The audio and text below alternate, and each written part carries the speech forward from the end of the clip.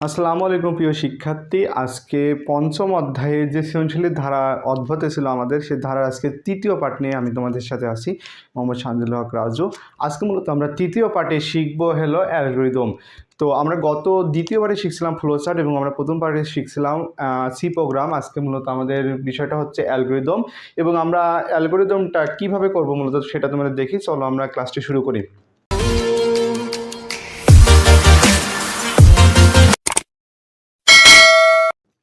অ্যালগরিদমের মূলত আমরা দেখব এই সি প্রোগ্রাম থেকে। যেহেতু অ্যালগরিদমটা মূলত আমরা করব ধাপে ধাপে। অ্যালগরিদমটা আমরা মূলত করব ধাপে ধাপে করব অ্যালগরিদমটা। তো আমাদের অ্যালগরিদমটা অনেকটা ফ্লোচার্টের মতনই। তো আমরা ফ্লোচার্টটা অনুযায়ী অ্যালগরিদমটা যদি আমরা শিখি তাহলে আমাদের অ্যালগরিদমটা অনেক সহজ হবে। দেখি আমরা অ্যালগরিদমটা ফ্লোচার্ট অনুযায়ী শিখি। তো যেহেতু আমাদের প্রথম ধারাটা মূলত আছে 3 + 6 + 9 = n। তো এই ধারাটার আমরা যদি এখন অ্যালগরিদম করি তাহলে আমরা প্রথমেই লিখব স্টেপ 1, অর্থাৎ অ্যালগরিদমগুলো আমাদের ধাপ অনুযায়ী হবে। স্টেপ 1, তো স্টেপ 1-এ মূলত আমরা প্রোগ্রামটা শুরু করব, অর্থাৎ অ্যালগরিদমটা শুরু করি। স্টার্ট লিখি, যেহেতু আমরা দেখো ফ্লোচার্টও কিন্তু প্রথমে আমরা স্টার্ট লিখেছি এবং অ্যালগরিদম আমরা প্রথমে স্টার্ট লিখেছি। তারপর স্টেপ 2-তে মূলত আমরা ফ্লোচার্টে কী করছিলাম, ইনপুট নিয়েছিলাম। তাহলে এখানেও আমরা স্টেপ 2-তে আমরা কী করব, ইনপুট নিব। ইনপুট আমাদের n নিব। স্টেপ 3-তে আমরা ফ্লোচার্টে করছিলাম কি, মানগুলো বসাই দিয়েছিলাম, অর্থাৎ প্রথম পদের মানটা বসিয়েলাম এবং আমাদের s = 0। তো আমরা প্রথম পদের মানটা বসিয়ে দিব। i = কত, আমাদের প্রথম পদটা বলো তো 3। i = 3 এবং s = আমাদের 0। এবং আমরা স্টেপ 4-এ কী করছিলাম, আমরা সমষ্টির সূত্রটা লিখছিলাম এবং আমাদের কত করে মান বৃদ্ধি পাইছিল, অর্থাৎ ইনক্রিমেন্ট বা ডিক্রিমেন্ট অপারেটর লিখছিলাম। তাহলে আমরা স্টেপ 4-এ আমরা সেমভাবে কাজ করব, স্টেটমেন্টের সূত্রটা লিখে দেবো, অর্থাৎ সমষ্টির সূত্রটা লিখে দিব। তো আমাদের সমষ্টির সূত্রটা হচ্ছে s = s + i এবং আমাদের ইনক্রিমেন্ট কত করে বৃদ্ধি পেয়েছে বলো তো, প্রতিবার এখানে কত করে বৃদ্ধি পেয়েছে, 3 করে বৃদ্ধি পেয়েছে। এর জন্য আমরা লিখে দেবো i = i + 3। এবার আমরা লিখব স্টেপ 5-এ মূলত আমরা লিখছিলাম একটা শর্ত বা একটা কন্ডিশন লিখছিলাম। তো স্টেপ 5-এ সেমভাবে আমরা লিখব, যদি ইফ i > যদি n হয়, কারণ আমাদের এখানে শেষ পদ কত বলতো, n। যদি এটা হয় তাহলে আমাদের দুইটা অবস্থায় সৃষ্টি হবে, অর্থাৎ একটা হবে ইয়েস আর একটা আমাদের হবে কি বলতো, নো হবে। অর্থাৎ আমাদের এই ফ্লোচার্টে সেম হয়েছিল, একটা ইয়েসের অবস্থায় সৃষ্টি হয়েছিল এবং একটা নো, অর্থাৎ একটা হ্যাঁ বোধক একটা না বোধক। যদি আমাদের এটা ইয়েস হয় তাহলে আমাদের কত নম্বর ধাপে যাচ্ছিল বলতো, 1 2 3 4 4 নম্বর ধাপে যাচ্ছিল। তাহলে যদি আমাদের এটা ইয়েস হয় তাহলে আমাদের 4 নম্বর ধাপে চলে যাবে ইয়েস, গো টু স্টেপ 4, অর্থাৎ 4 নম্বর ধাপে যাবে যদি এটা ইয়েস হয়। আর যদি এটা নো হয় তাহলে আমাদের কত নম্বর ধাপে যাচ্ছিল, 1 2 3 4 5 6 নম্বর ধাপে যাচ্ছিল। তাহলে আমরা একটু এটা পরে লিখি।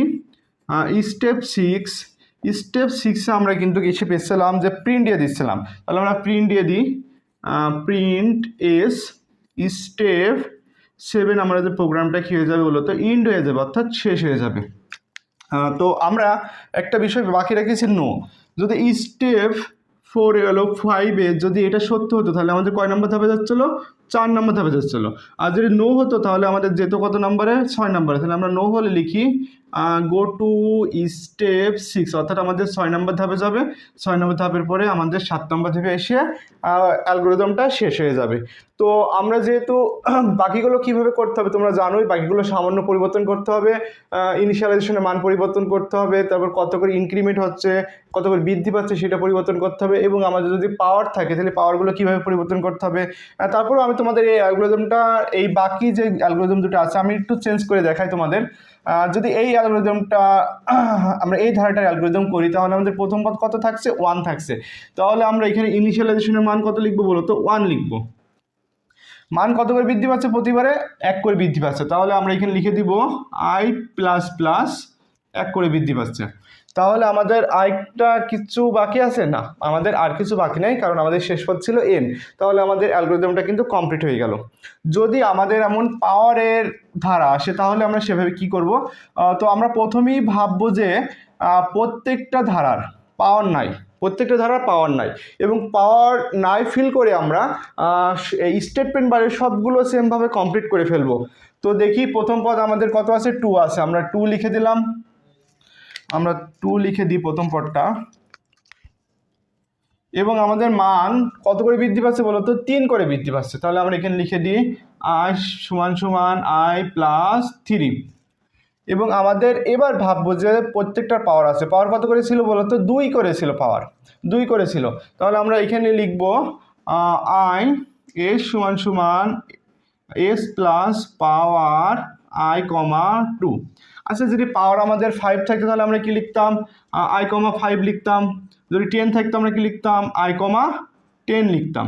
তো এই আমাদের হয়ে গেল অ্যালগরিদম। এবং আমরা পরবর্তী এই ধরনের অ্যালগরিদমগুলো, অর্থাৎ আমাদের শেষ পদ যদি দেওয়া থাকে, অ্যালগরিদমগুলো আমরা কিভাবে করব। এই অ্যালগরিদমগুলো মূলত আমরা জাস্ট ইনপুট সংখ্যাটা নিব না, তাহলে আমাদের এই অ্যালগরিদমগুলো কম হয়ে যাবে। এবং তোমরা বুঝতে পারছো এটা যদি আমরা ফ্লো চার্ট থেকে করি তাহলে কেমন হবে। যেহেতু আমাদের এখানে ইনপুটটা হবে না, তাহলে আমাদের এখানে একটা ধাপ কমে যাবে। তো আমরা এটা দেখি। তো শিক্ষার্থী, আমরা এখন এই পরবর্তী যে ধারাগুলো আছে, অর্থাৎ শেষ পদ দেওয়া আছে, শেষ পদ ধারাগুলো থেকে আমরা একটা অ্যালগরিদম তৈরি করি। অ্যালগরিদমটা হচ্ছে তো অ্যালগরিদমটা আমাদের এখানে কি দেওয়া আছে, শেষ পদ দেওয়া আছে। তো আমাদের আগের অবস্থায় কি ছিল, শেষ পদ দেওয়া ছিল না, আমাদের শেষ পদ ইনপুট হিসেবে নিতে হচ্ছিল।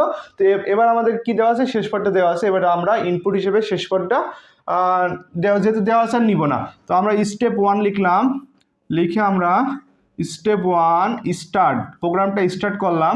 তারপর আমরা লিখলাম স্টেপ 2।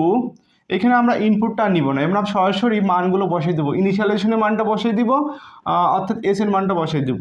ইনিশিয়ালাইজেশন আমাদের i সমান সমান 5 এবং এস সমান সমান আমাদের কত, 0। স্টেপ 3, স্টেপ 3তে আমরা মূলত ব্যবহার করব স্টেটমেন্ট, অর্থাৎ সমষ্টি আর ইনক্রিমেন্ট। তাহলে এস সমান সমান এস প্লাস আই এবং i সমান সমান i প্লাস কত করে মান বৃদ্ধি পাচ্ছে আমাদের এই ধারাটায় বলো তো, 5 করে মান বৃদ্ধি পাচ্ছে। সেই জন্য আমরা লিখবো i সমান সমান i প্লাস 5, i সমান সমান i প্লাস 5। এবারটা আমরা স্টেপ 4-এ যে দেখতেছি, যদি কন্ডিশনটা লিখব, যদি i লেস দেন ইকুয়াল 200 হয়, অর্থাৎ i গ্রেটার দেন ইকুয়াল যদি আমাদের 200 হয়, তাহলে আমাদের কি অবস্থা হবে, দুইটা শর্ত সৃষ্টি হবে, অর্থাৎ একটা ইয়েস সৃষ্টি হবে, একটা কি সৃষ্টি হবে, নো সৃষ্টি হবে। তো আমরা দেখি একটা ইয়েস আর একটা আমাদের নো। যদি আমাদের এটা হ্যাঁ হয় তাহলে আমাদের কত নম্বর ধাপে যাচ্ছে, 4 নম্বরে। তাহলে এটা যদি হ্যাঁ হয় আমাদের কত নম্বর ধাপে যাবে বলো তো, 3 নম্বর। তাহলে যদি হ্যাঁ হয়, গো টু স্টেপ 3।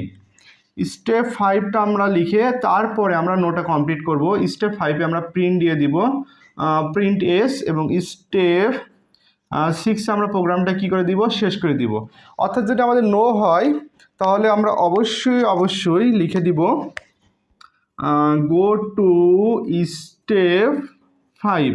অর্থাৎ যদি নো হয় আমাদের 5 নম্বর ধাপে আসবে, যদি ইয়েস হয় আমাদের কত নম্বর ধাপে যাবে বলো তো, 4 নম্বর ধাপে যাবে। তোমরা যদি এইভাবে অ্যালগরিদমটা করো তোমাদের অনেক সহজ হয়ে যাবে।